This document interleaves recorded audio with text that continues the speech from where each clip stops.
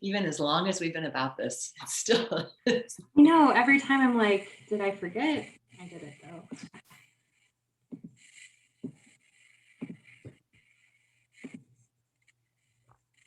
Cool. I thought this was such a great graphic. Yeah.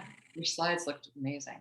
Thank you. Someone hipped me to this thing called SlidesGo, and you can, there are free and then like premium versions, but it's like really cute templates of slides. Mm-hmm. Cute. Wow. Well, this one's so deeply linked with the movie and kind of the imagery from the movie. Yeah, thanks. But then you can link it over to your Google Drive. A student showed me and I was like, you're a genius. So Wow. yeah.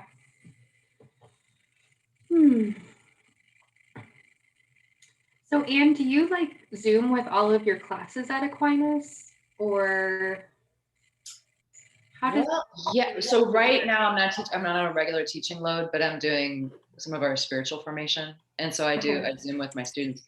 But it's interesting because they're also at a distance. Like they're I Zooming see. all over the place too. So Yeah. yeah. And we were supposed to begin up again, like my cohort was supposed to start again live, but we actually have one of my students in my cohort right now is from Canada. And the borders haven't, like she can't even get across right now. Oh wow. So if one person can't be there, it's easiest just to continue to do it on Zoom because this is small. Yeah. So we'll keep direction. Cool.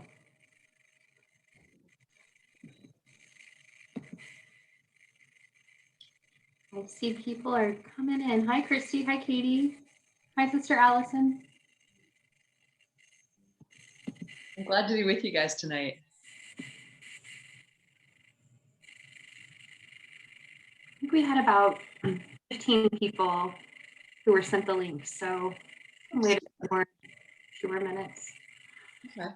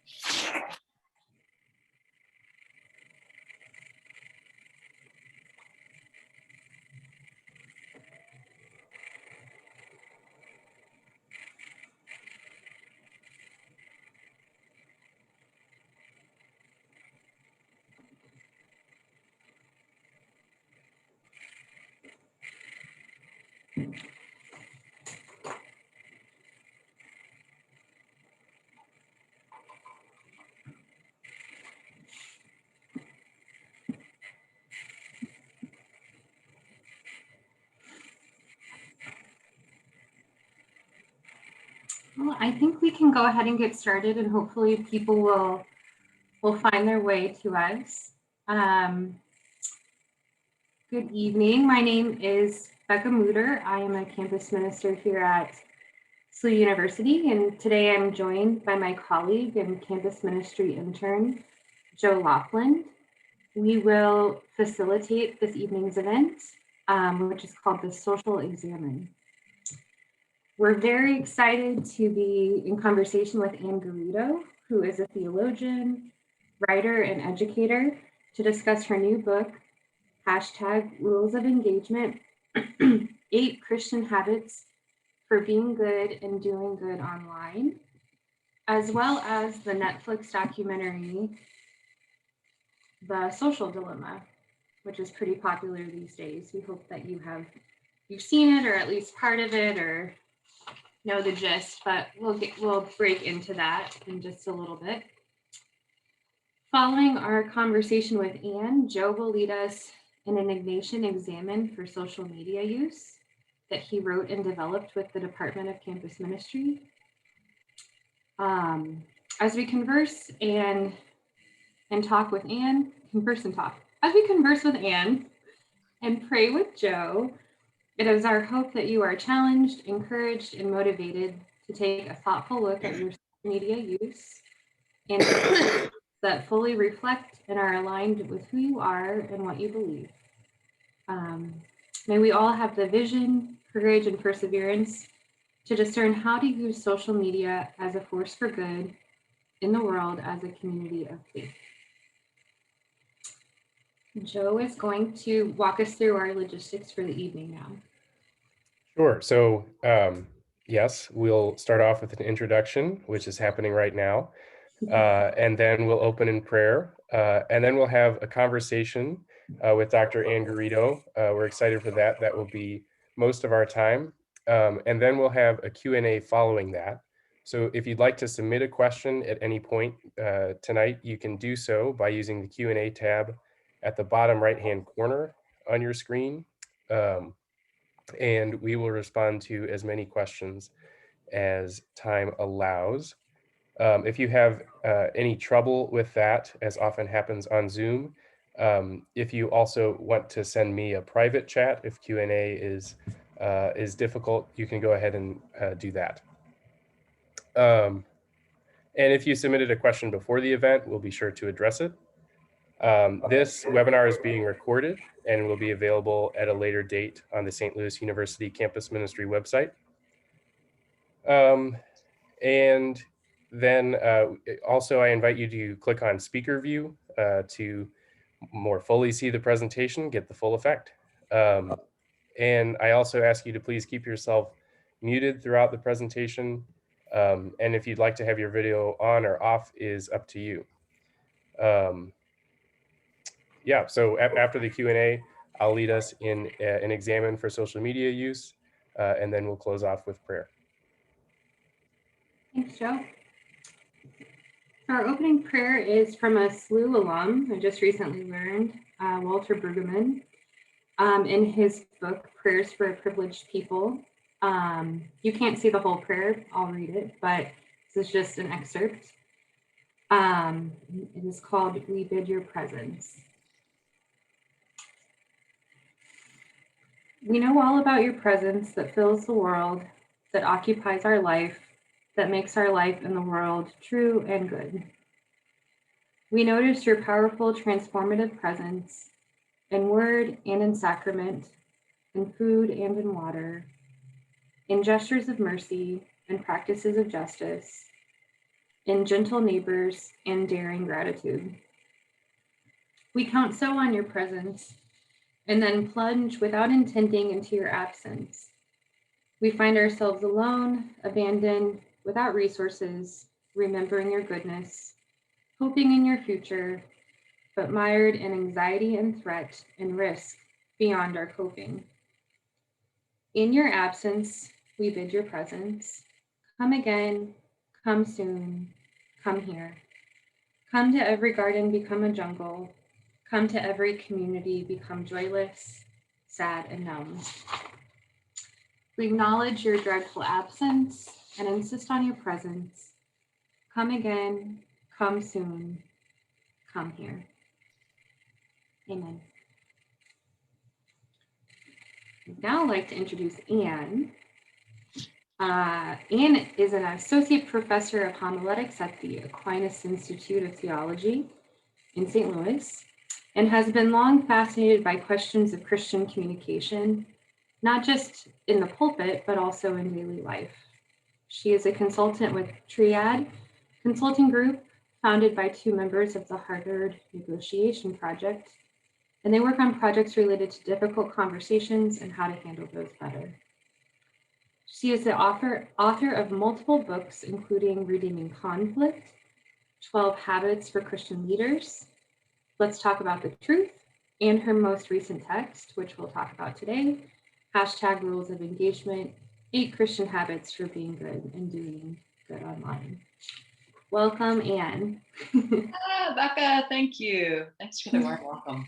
So I'm going to stop sharing the screen right now so we can all see each other a little bit better. That sounds good. Yeah.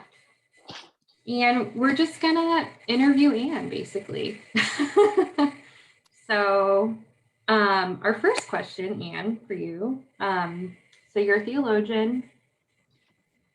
You're a professor. You preach. You're not a computer programmer. You're not an expert in artificial intelligence. You're not a social media influencer. Why did you think that you needed to research and write a book about social media to get us started? I think that's a really good question. You know, I mean, from the very beginning, I think sometimes when I look at the different stuff I've written, it seems to have no common thread that runs all the way through it. Like, it's just a lot of different arenas. But I think the thread that for myself connects all of them is a concern for this question of communication. Like, what does communication look like as a fundamental way, a fundamental Christian practice, if I'm okay to say that? And how is it helping us to build up relationship with each other?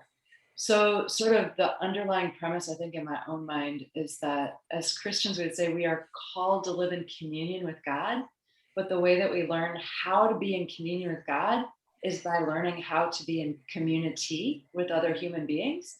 And the way that we figure out how to be in community with other human beings is by figuring out how to communicate with other human beings. So for me, like, those are the connections, like communion or communication leads to community, leads to communion. And that's the thread for me. And social media is one of the ways that we are communicating with each other more and more and more. So that became sort of a point of fascination for me. So you have seen The Social Dilemma. I did. Social Dilemma is a pretty popular movie. I know I have been talking about it with friends, with my family, and it focuses pretty heavily on the dangers of social media for society. As a theologian, is this also your starting point to talk about social media? So sometimes, you know, the reputation the church has in the wider world is one of like, oh, it's out looking for dangers in the wider world. Interestingly, the church's writing on social media, in contrast, has been very positive. So when I began doing research on the book, one of the things that I was really kind of delighted to discover was that every year the popes have been putting out a World Communications Day letter, and that they began to focus, and it always comes out for the Feast of St. Francis de Sales, the patron of writers. So beginning, let's say, you know, Facebook started around 2004, Twitter 2006. Already by 2009, we began to see the writings around the World Communications Day focusing around social media, but in a very positive way. So Benedict XVI, the first thing that he talks about was social media, that it's a digital continent that we as Christians should feel bold to enter into and sort of to be like leaven in this new sphere and try to make of it a place where God could be at home. So beginning from 2009 onward, there's been a lot that's come up in these letters from the popes on social media from a positive lens. And maybe in retrospect, maybe we were a little bit naive or innocent. And when we first got into it, I think some of Francis's more recent writings are looking at it a little, asking some harder questions of it. But we entered in, at least to the conversation as a church, with a lot of optimism about what could happen in this sphere. Thanks, Kim. So Joe mentioned some of these dangers that the social dilemma really points out. And so there are three big ones that I'll highlight. One is the mental health dilemma that they talk about. So we're addicted to our phones, we can't get off social media, the effect it has on young people's mental health. So millennials, Gen Z particularly, there are strong correlations between anxiety and depression and like Facebook happening. So that's one of them. One is they name as the discrimination dilemma. So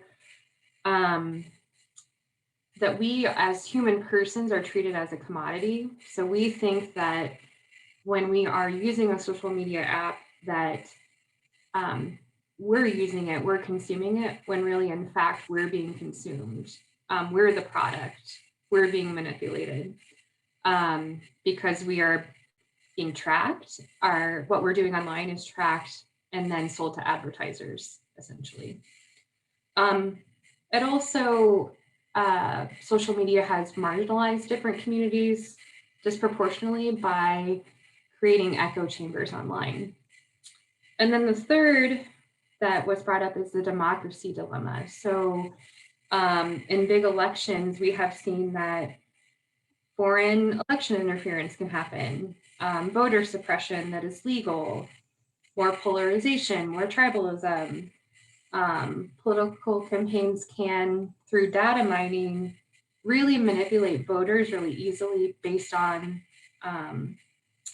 appealing to biases that exist, but then reinforcing those biases. So it poses a threat to democracy. We've seen that in our own country, but other countries have seen that as well. That was a lot, but I'm wondering, could you talk a little bit more about each of those dilemmas, like unpack what they mean? And then which one of these is most concerning to you? Well, I mean, Becca, I think you did an amazing job of describing the three dilemmas that I see going on within the movie. Thanks. Probably the one that is the thread that runs through all of them, that links all these through, begins with that middle one. What is the business model that undergirds social media platforms? So one of the lines from the movie that struck me the most, and it's one that actually my own young adult son has lifted up for me before, that if you're not paying for a product, you are the product. And so because we don't pay for social media, the only way that social media financially grows in the world is by selling the information on us to advertisers or marketers or people who have interest to try to move us in a particular direction.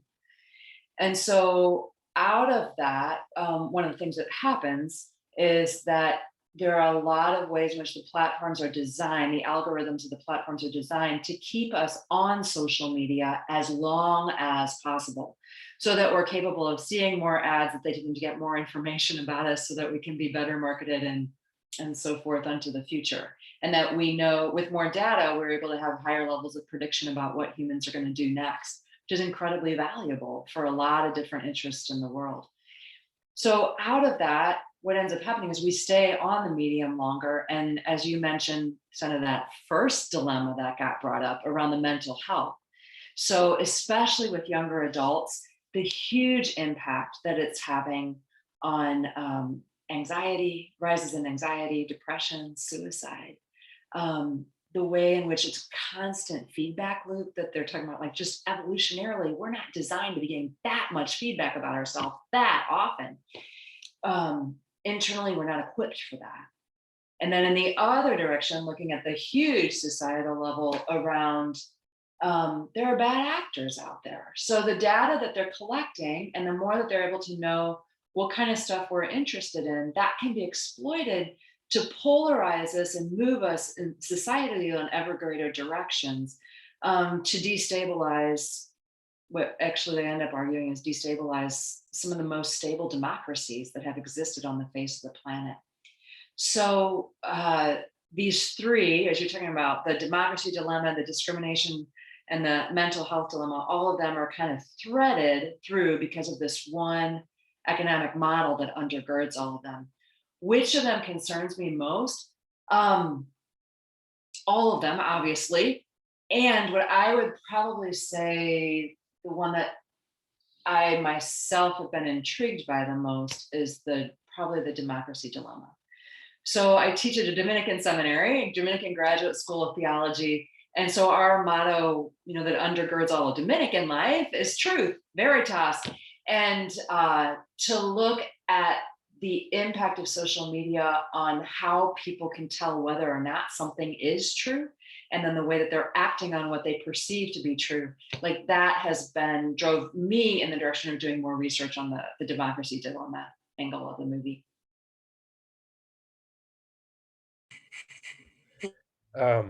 So we talked about 3. Yeah. Is there anything you would add to the list? Well, one of the things which I kind of thought was a lacuna in the movie, but I can understand why, is the depersonalization. Now, this is also linked with the commodification of the human being dilemma, like that whole that you are the product. Is that when we begin to think about other human beings as products, we begin to think about them less and less as a wholeness of a person. And one of the things that I've been concerned about, again, from the lens of communications, is that when on social media, you're just seeing a person's head over and over again, what happens to the tenor of conversation and the quality of relationship between us? So what happens to the way that we start to talk with each other? I think when we just see the head, that becomes metaphorical of, I just am thinking about you as a conglomeration of your opinions and your ideas. And when I'm talking with you on social media, I oftentimes forget that you are a whole person who has a family that loves you, who has friends who love you, who has ups and downs in their days, a person who has good days and who has bad days, and sometimes comes across their best self and sometimes not their best self. But I hold you forever to, you're just an opinion, you're just like a conglomeration of ideas. You lose your personhood. So the depersonalization and what's the impact of that on just the relationships and our capacity for friendship with each other? I think that's another intriguing aspect that probably didn't come up in the movie as much.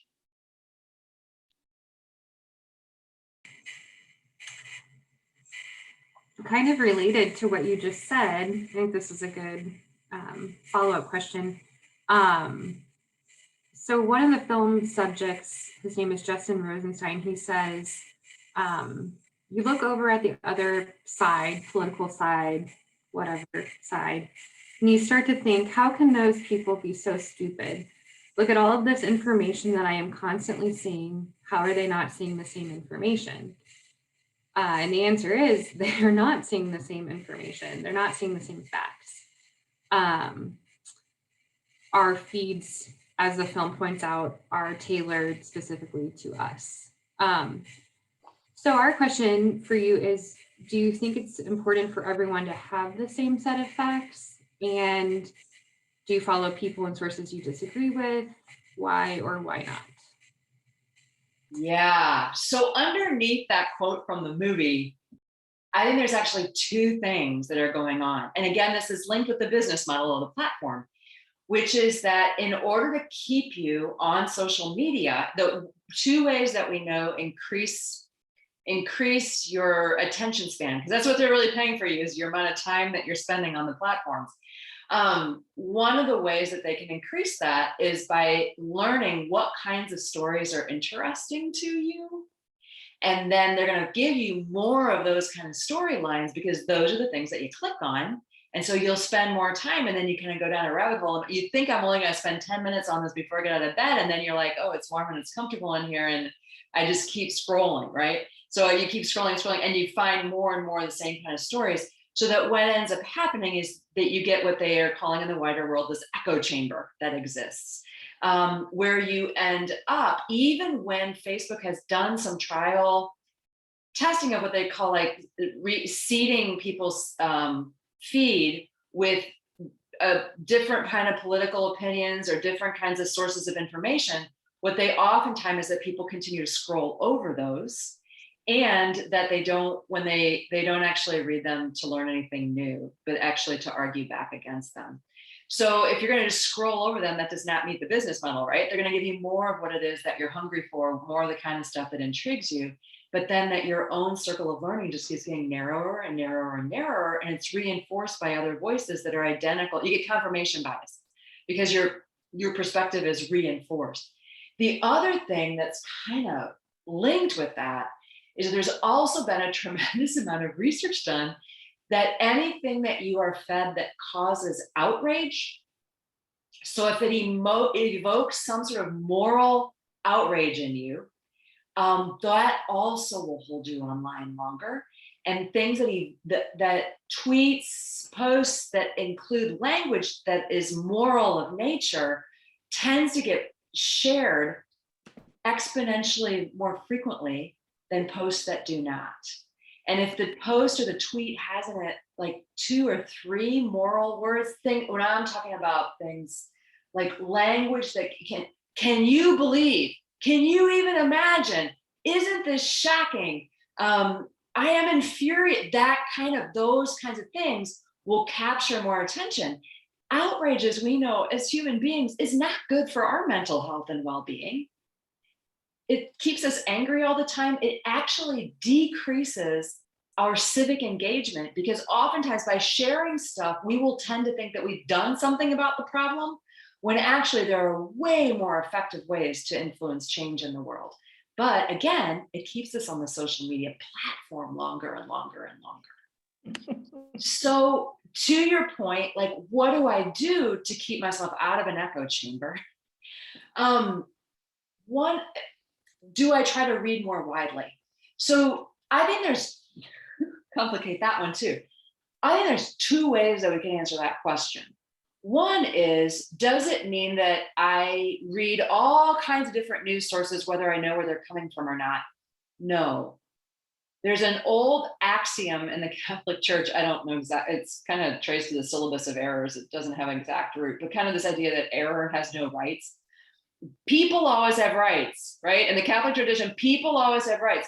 But there is kind of this sense, error itself doesn't have a right. So we don't have to have, if there's something factually untrue, factually inaccurate out there, there is no virtue in me filling my brain with factually inaccurate news. And there's a large number of sources that are posing as news organizations that have no journalistic standards whatsoever. They sound like they're news that you're reading. So for example, I think there's something, I graduated from Kalamazoo College, so I was familiar with this one. It's called the Kalamazoo Times. I mean, doesn't that sound like it'd be the local newspaper of Kalamazoo? No, it's a fake news source. So one of the things is, I don't read anything online to try to diversify my opinion by reading anything that's not from a news source that I do not recognize. If there's something that pops up that purports to be a news story and I don't recognize the source, there are places you can check, like Media Bias Fact Check or Ad Fontes, just to check whether or not this is an accurate news source, whether or not it's a source that upholds journalistic standards. The second part of that question, though, so I don't read from anything that doesn't have a high rating of accuracy. I definitely would never share anything that I haven't checked out what the source is. So some of the ones that are considered to be more neutral, like high accuracy, like NPR, ABC, PBS, these are places that, like, they have fact checkers. Okay.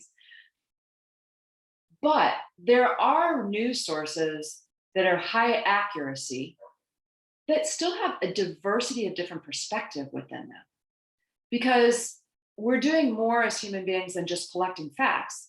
We are also figuring out, like, how do I put these facts together to form a worldview and determine like, what are my actions going to be next? And that we recognize like reality, the world's a really big place.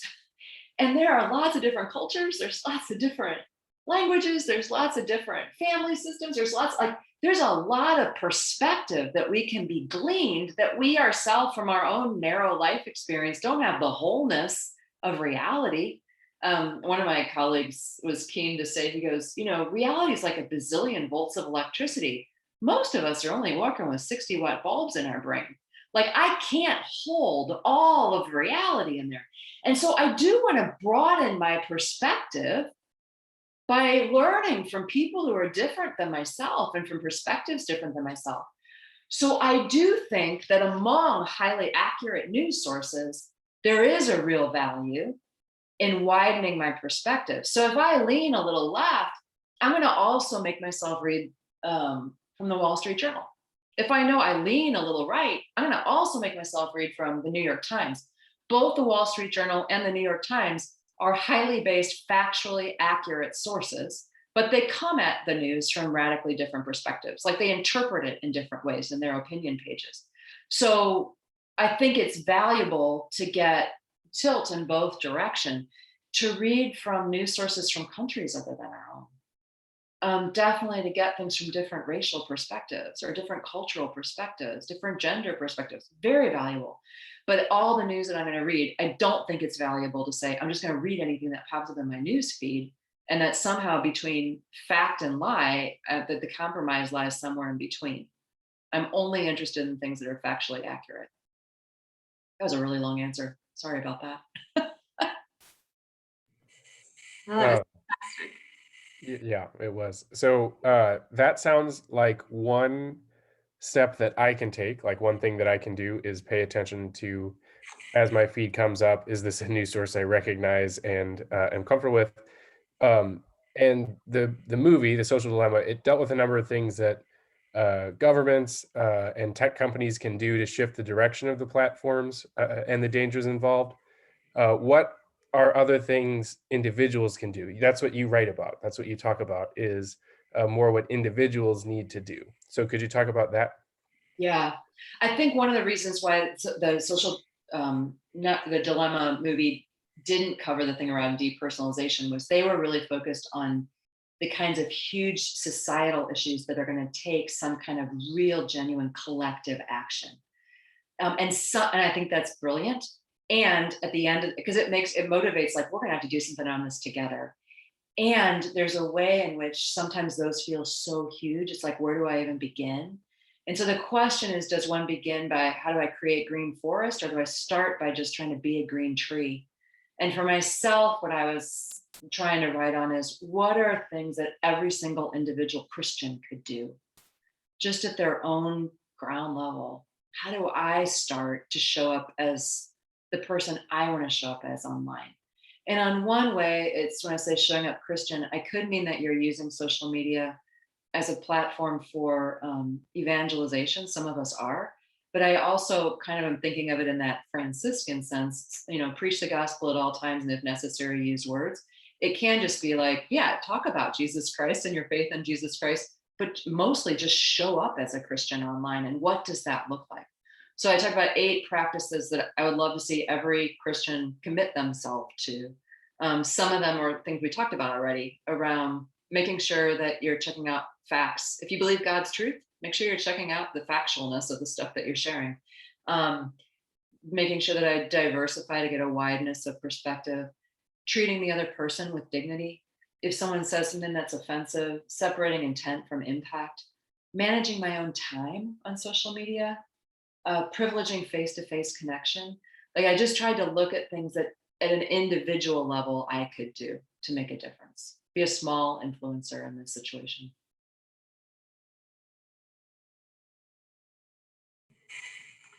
As you're talking, I keep thinking about the rabbit hole I normally go down online, and it's cat videos. So anyway, I have to rein myself in. But so your rules of engagement, which your book is about, you've started talking about that a little bit just now, but how did like the idea for this book, like how did it come to be? And why did you think there needed to be rules of engagement? That's great. So I've written a lot kind of in the sphere of theology, again, around this question of truth. And especially over the course of the recent years, I was looking more and more from the field of preaching at how as Catholics are we talking about truth and how is that being communicated in the wider world, and kind of like what's our theology of truth. And my editor, who I've worked with a lot, she's an amazing editor at Ave Maria Press. Her name's Eileen Ponder. And she's a social media friend. And she goes, this is where most of the conversations about truth are really happening on the ground level. And so what would you think about trying to apply some of what you've been thinking about and concerned about with communications in this sphere? Because this is the sphere, this is where the rubber's meeting the road. And a lot of what we're talking about, even with the movie, is sort of this idea that there's a lot of dangers that are involved here. And I would say the toothpaste is out of the tube. Social media is here to stay. What are we going to do about it? And how are we going to, again, try to be leaven in this sphere? So it became a question. Like, I thought I'd try as a theologian to write to what I think are actual relevant things that are going on in the world. And this was one that I thought, what would happen if we brought good theology into there? And I came up with the idea of having a pledge that if people read the book, they could sign on with each other at the end. I could set up a website. Let's all hold each other accountable to being the best people that we can be online. And I came up with an emoji for myself that, like, if anybody sees me violating one of my rules of engagement, I want you to stick this little emoji in my feed so that it gives me a clue. Hey, you're not showing up the way that you have committed yourself to be. Because a lot of the research that's been done on neuroscience indicates that the more that we're in partnership with each other, and the more that if I have a partner who's going to hold me accountable, if I've made a statement publicly, I'm much more likely to stick with it. And that was one of my hopes in writing it, was kind of get the ball moving, get this conversation started within the Catholic Church.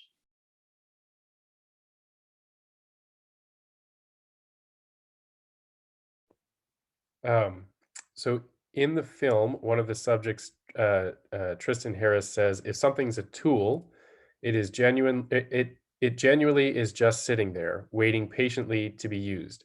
If something is not a tool, it is demanding things from you. It's seducing you. It's manipulating you. It wants things from you. Do you think social media is a tool for you? And can it be? How do you make it a tool? Right. That is something that I think does lie within the human freedom of choice. I think one of the dangers of social media is that our capacity to choose freely is diminished the more that if we get sucked into it, if we begin to find that it's becoming addictive in our life, we're actually diminishing our freedom. And that's what I think he was mentioning in the movie. But I think we've got the capacity to say, hey, I really do want this to be a tool for me.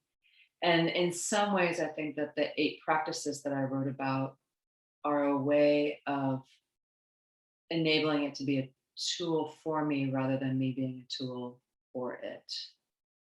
I think that's one way of capturing what I was trying to shoot for in the 8 practices, was how do I make this really a tool for me that works for me and for the purposes that I'm going for. And one of the things I start in the very beginning of the book is just to say, do I have a mission statement for why I'm on social media in the first place? Because if you were to ask me, like, why are you up there in the first place? I wanted to connect with other people. And so part of it is, I think, toward what you're going to bring us into in a little bit around the examen is that actually what's happening for me? Is it leading me to deeper levels of connection and communion with other people?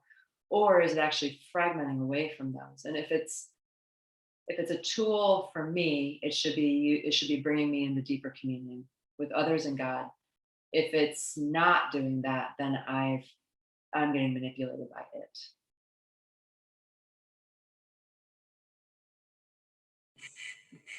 So keeping that line of thought going a little bit, Anne, do you have any tips? Like, what do you do when you're on social media to be as aware as you can possibly be about how it's influencing you? Is it leading you further away from good relationships, right relationship with others? Is it bringing you closer to God or further away from God? Obviously, Joe, I think, wrote a beautiful examen for us, but are there other tips that you have? Yeah. One thing, like we were just talking about, is having a mission statement as to why am I up there, and reminding myself of that, and occasionally asking myself, is it leading me in that direction or not? A tip that I would say for myself is setting an alarm that beeps so that I know that this is the amount of time that I wanted to give to this, and I'm not going to go over that. Knowing, for example, like for myself, some of what I have to be on social media is for my job. And so knowing before I ever open the platform, knowing why I'm about to get up on the platform and like what it is that I'm going to post so that I have prepared before I open the platform rather than open the platform and then just start like, oh, look at this, somebody had a baby, right? I just keep scrolling down and forget why I was, like, so to go up with stuff prepared. One of the things that they commonly talk about is making sure that your notifications are turned off. Putting any social media on the back of my phone rather than several screens in on my phone rather than having it on the front screen of my phone. I experimented with a number of things getting ready when the book was coming out. I experimented for a little while on gray screening, which was turning color off off of your phone because they've discovered that color is like eye candy and it keeps you on your phone longer. So there's a setting on like the iPhone or whatever that you can gray screen, and that was an interesting experience when Len tried gray screen for 40 days to see if that helped. So there's no magic pill, but there are a number of things I think we can do to allow it to be a tool for us rather than us being a tool.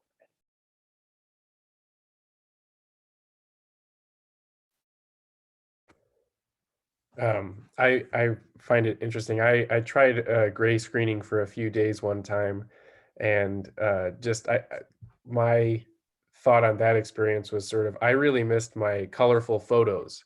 Yes. And I thought if I'm in one of those slumps where for like a few days in a row I am totally vegging out on social media, I might bring this back, but I don't want to do it all the time.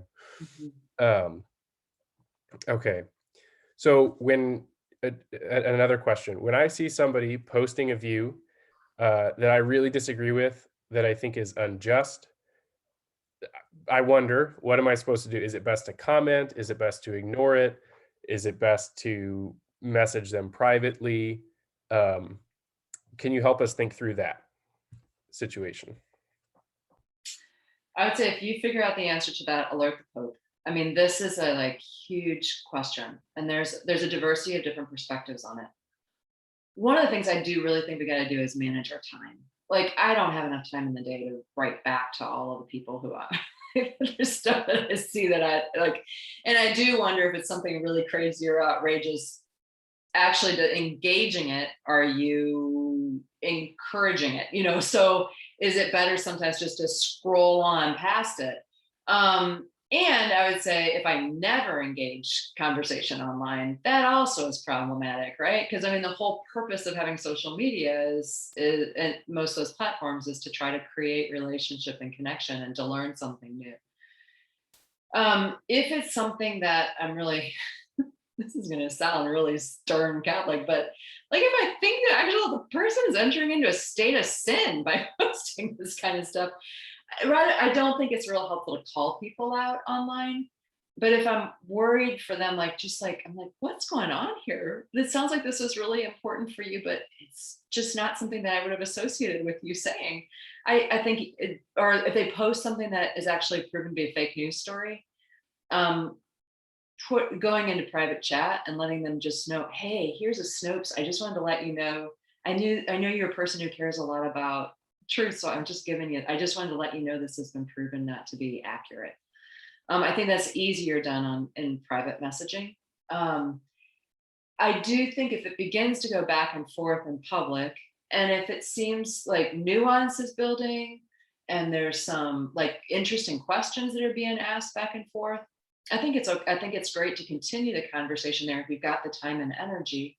Um, a lot of people who post stuff to kind of get a dialogue going, maybe what you want to do when you post is to say something like, hey, I'm posting. I know this is a little bit of a hot take. I'm posting because I'm curious to know what you would say, especially about this point. Or I'm wondering, like this is the kind of thing that I'm hoping for comments on, so that it doesn't become a free for all. I think those are more likely to lend themselves to what could become a learning conversation. Sometimes what I do wonder is whether social media, the platforms, especially platforms like Twitter, whether they have the heft to hold the weight of some of the conversations we're trying to have on them, and whether some of the conversations don't just need to be taken offline. Like just call the person up on the phone.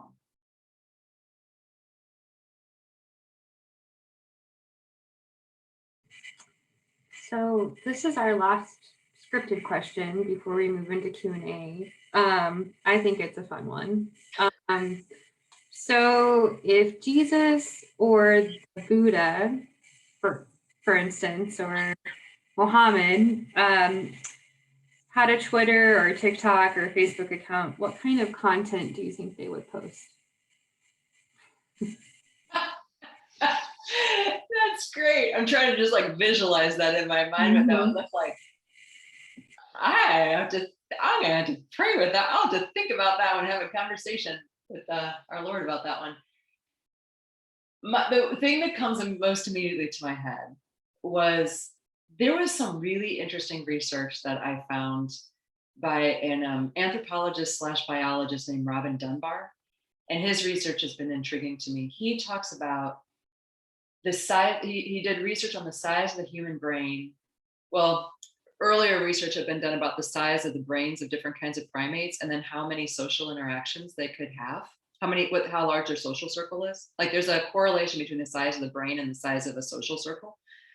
And the guesstimate based on what had happened with other primates was that if humans, thinking of us as primates, the basic size of our brain has the capacity to have about 150 relationships at any point in time. And that within that, and there's been some interesting research, like the average size of the Roman legion was about 150. The average Christmas card list of people is about 150. And that it's just kind of like, it's like, that's the number of relationships we can manage. And then within that, we can have a wider number of acquaintances. Like we can have about up to 500 that we can remember faces to. And then we tend to have a smaller circle of like 50 closer, and then like 10 really intimate friendships. I don't know what Jesus would be posting, but my suspicion is that he'd want to get those in right relationship with each other. So that, and we know in Jesus's ministry, there were times when he spoke to huge crowds, but he managed his time in such a way that most of his energy was spent on a pretty close circle of friends, and then a little slightly wider circle of friends beyond that. And that I think in his own ministry, he knew he had a limited amount of time. And so it's like, where am I going to focus my priorities? And I don't know I think Jesus would have a social media presence, because I think he would recognize this is like, it would be the equivalent of preaching the Sermon on the Mount. It'd be a place where I can reach a large number of people, be able to have maybe some sort of influence, change your life in some small sort of way, but I'm not going to spend all my time there. And I think what I would say in reading the Gospels is he's going to spend the majority of his time is going to be focused on people who are closer to him. He's not going to try to be friends with everybody under the sun, but to put things in right priority and relationship. I think if the Buddha was doing it, I'm not sure what Buddha would post either, but I think the Buddha would be really conscientious about the question of detachment and whether or not is this emotion is passing through me right now. I'm not going to get attached to that, right? I'm not going to like react to that. I'm not going to share that article and spread the toxicity to 10 more people. And so I think the Buddha's caution for us would be like, what's the fruit of this in your life? You know, yeah. I'd have to think more about Muhammad.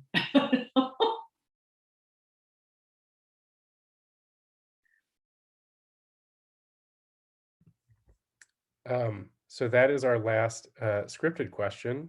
We're now going to go ahead and move on to Q&A. And I think with this crowd, if it's all right, if you are welcome to unmute and voice your own question, if you have one. So now that I've prompted you to think of that, I'll go ahead and start with a question that was submitted ahead of time with somebody who registered for the event, who asked, do you have resource suggestions of Catholic motivational memes to address peers with? That's interesting. I don't too much. The only place which I think maybe where I would start my search would be on Pinterest, and just kind of see like what pops up in that regard. There's some pretty funny stuff that comes out there. Like there's some pretty funny Catholic memes. Yeah, I guess the question would be, for what purpose am I posting them? And if it's like, I don't know if memes are a real effective way of evangelization, because I don't know how much attention they really garner. But I do see them building like community, but they create like a great laugh, you know, or something along those lines. The most Catholic memes, I think the one thing which I would just steer out of the direction of, should I find it on Pinterest, is some Catholic memes can be pretty mean. So like where they begin to become polarizing, like Catholic against the rest of the world. So I would just continue to ask my question, is the humor that I'm using when I'm posting a meme for the sake of building up communion? Not just with people who think exactly like me, but with the wider world, or would posting this be diminishing to that? So I do think Catholic memes are awesome. I think there's a lot of really good ones out there. I don't know where the best ones are to be found, but I know there's some great ones to be found on Pinterest.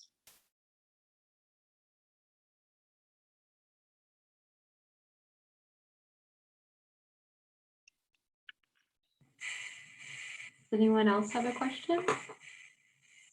No. Okay. I feel like you covered a lot of great ground as you were speaking, Anne, so think of anything. With that said, without further ado, I am going to share my screen again. We'll move forward. Formally introducing Joe. He is a senior from St. Louis at SLU studying philosophy and physics. He is a fantastic, wonderful undergrad campus ministry intern. And he will start right now facilitating an Ignition examen for social media use that we can use to integrate the discussion we just had into a prayerful experience. Joe wrote this examen himself, and it's pretty great. Thanks. Yeah, so that's exactly what we're doing. We're trying to integrate this discussion into a little prayerful exercise. And just to, if not that you probably are nervous about it, but if you were nervous that this is going to be some really uber complicated, I'm going to think about my entire relationship with social media and everything. I didn't shoot for the moon. You know, I went ahead and shot for the stars and thought, you know, maybe we'll jump 10 feet in the air.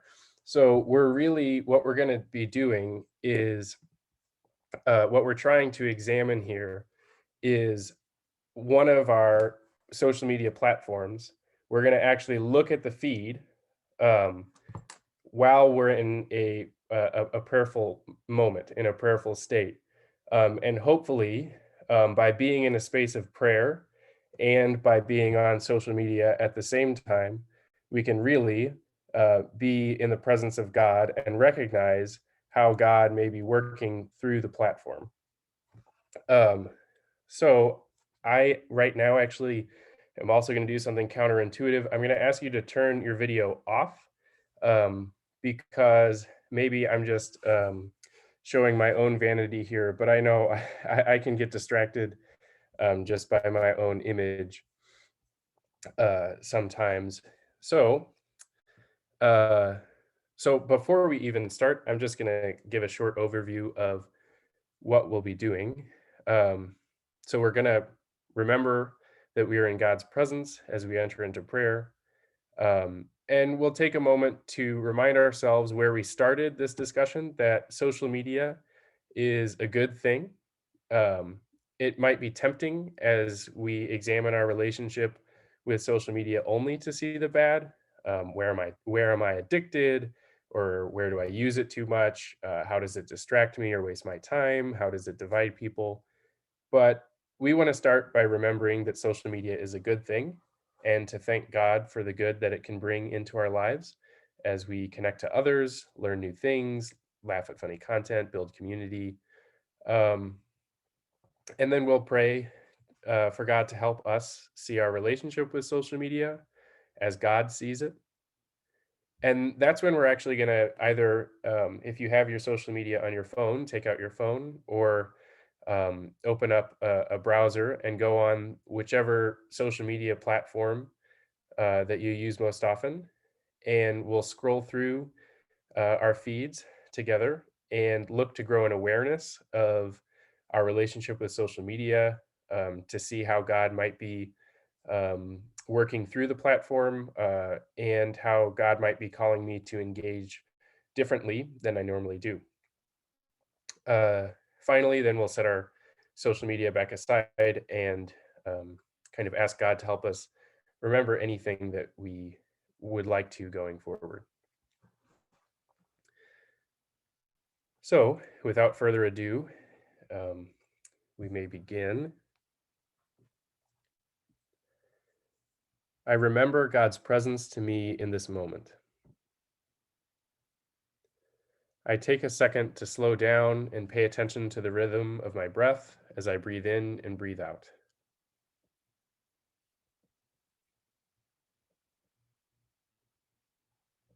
I remember that God, the one who has created me, knows me and loves me intimately, and is the ultimate purpose of my life, is with me here now.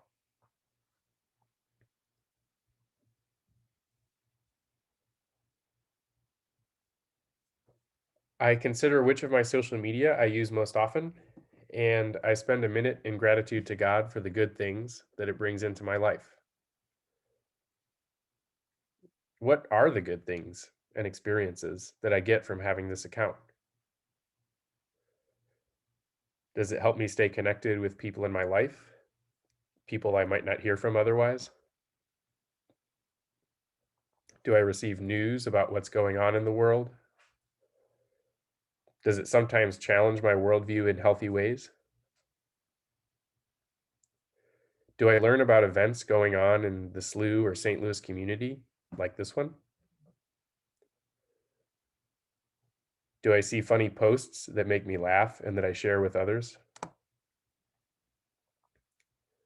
Do I learn new things?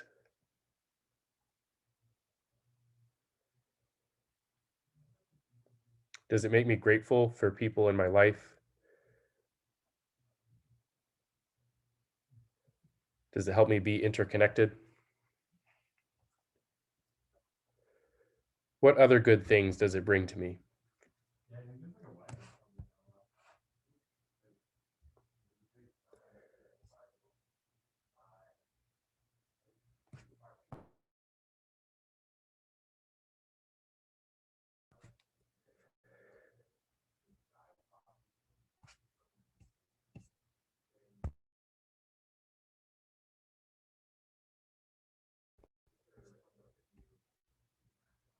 And now I ask the Holy Spirit for help as I prepare to examine my social media feed.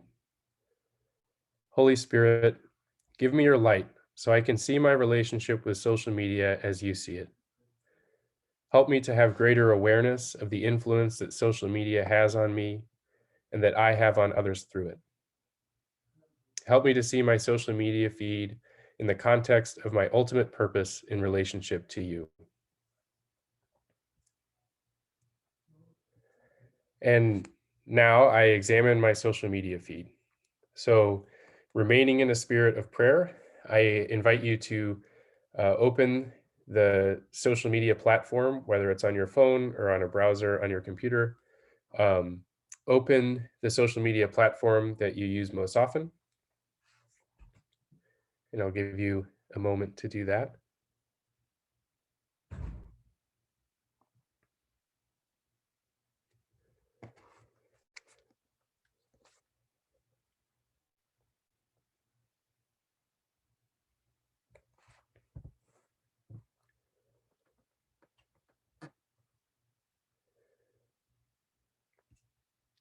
And once I'm there, I look at the first post in my feed. I read it or I watch it once, and then I stay there. And since we might have different length of posts, I'll pause just a minute.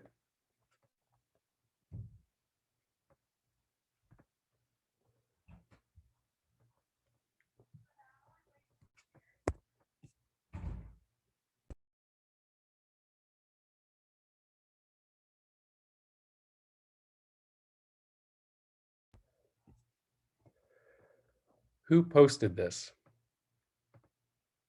I thank God for that person or organization. For what purpose did this person or organization post this?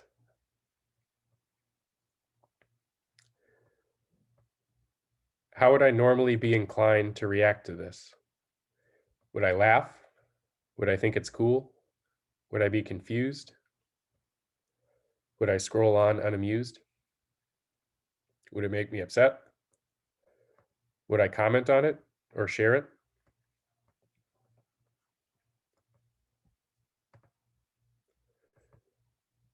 Would God invite me to react to this any differently?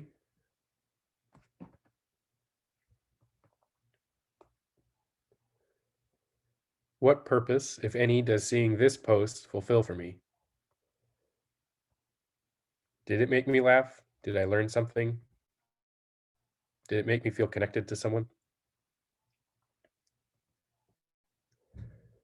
How does this post and my interaction with it bring me closer to God or others?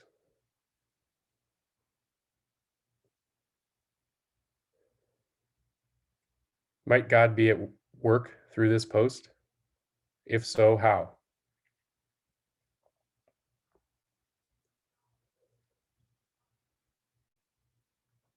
How often do I see posts that are similar to this one? Would it be helpful in my relationship to God and others to see more posts like this? Fewer? Or about the same? Do I have any control over that?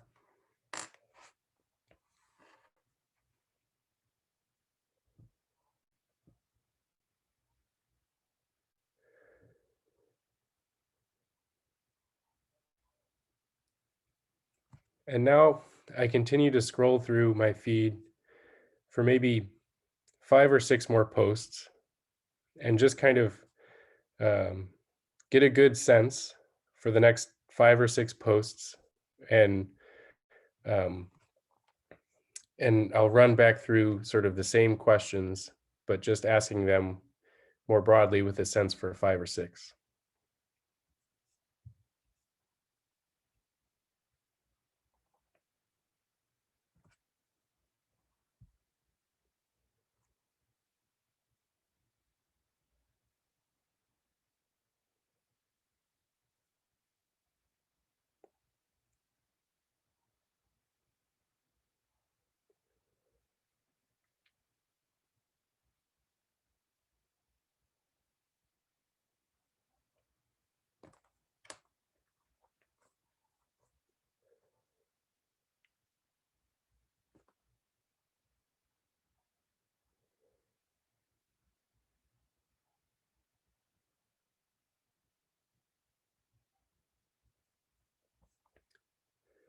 And once I just have a sense of them, I ask again, who posted these? I thank God for these people and organizations.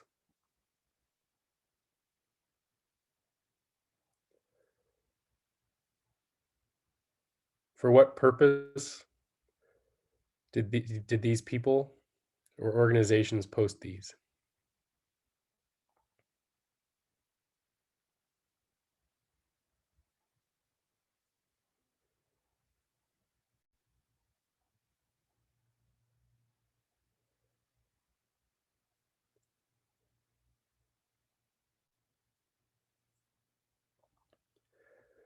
And if I get distracted by my own social media feed,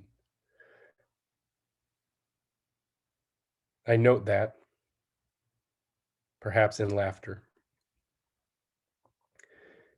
How would I normally be inclined to react to these posts, these 5 or 6?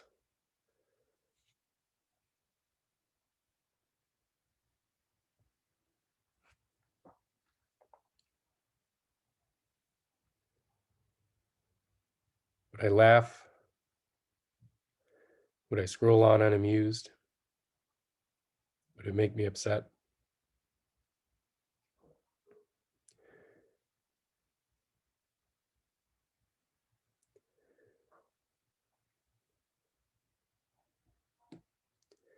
Would God invite me to react to any of these differently?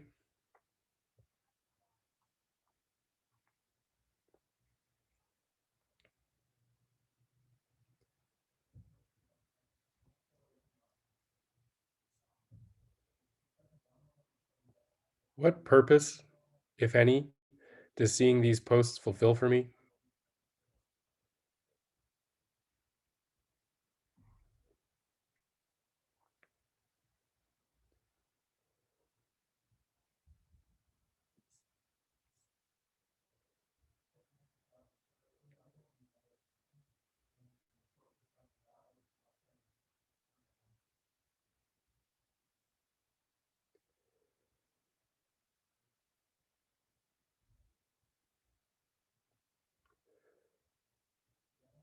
How do these posts and my interaction with them bring me closer to God or to others?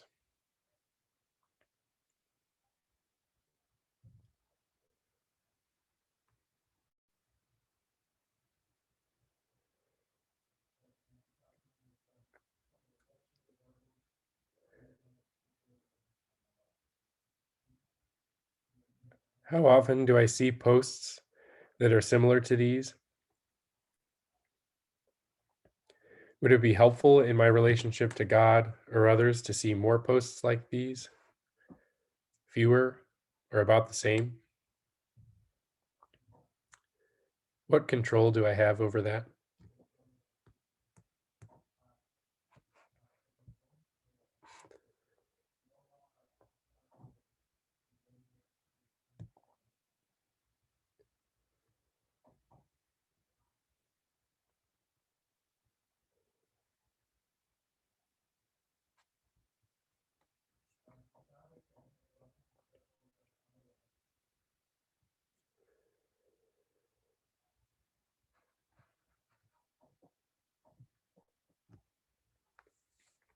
And while I'm being reflective, I may take just 20 or 30 seconds to keep on scrolling and glance at what's ahead.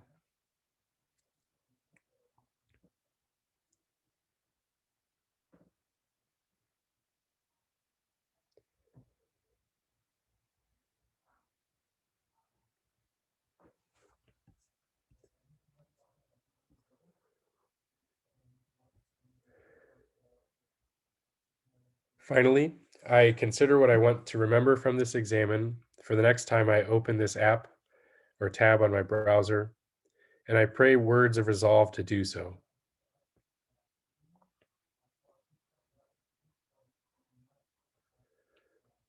Is there anything I noticed?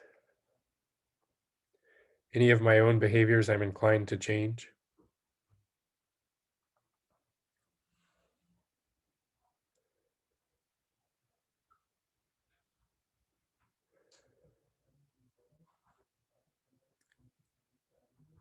God, thank you for the gift of social media. May I use it for your greater glory. Amen.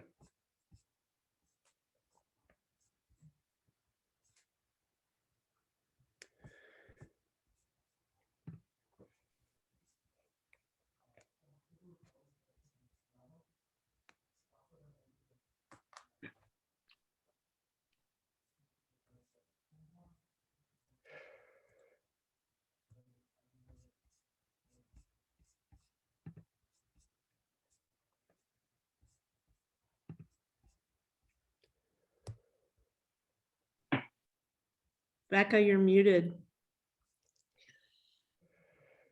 Sue, I was in such a prayerful state. So the first thing I said when I was muted was, thank you, Joe, that was great.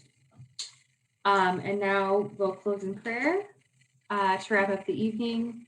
And I'll just give a few last minute housekeeping items after the prayer, and then we will be done. So this prayer again comes from Walter Brueggemann. And I think it's a great way to end the evening based on what we just talked about. So it's called Blown by God Toward Newness. The news is that God's wind is blowing. It may be a breeze that cools and comforts. It may be a gust that summons you to notice. It may be a storm that blows you where you have never been before. Whatever the wind is in your life, pay attention to it, and the blessing of God, Father, Son, and Spirit will abide with you always. Amen. So thank you all for being here. Huge thanks to Anne once again, and to Joe, and for all of you for participating. I'll follow up this week with an evaluation of our event for participants to fill out, and information about how to receive a copy of Joe's examen in the future. We will have those available in a prayer card format in the campus ministry office, Willer Hall on campus. That's all she wrote. So have a great night. Thank you very much. Becca, You. Anne, thank you so much. guys. Oh, Sue, thanks for welcoming me back to SLU. It's so great to see all of you. Marty, I'm delighted to always see you wherever I get to see you. And Christy, and that was just great. Thank you. Yeah. Yeah, Joe, great job on the examen too. Beautiful. Thank you. Thank you, guys. And I'll be in touch. Okay, that sounds good, Becca. That sounds really good. Bye all. Good night. Good night.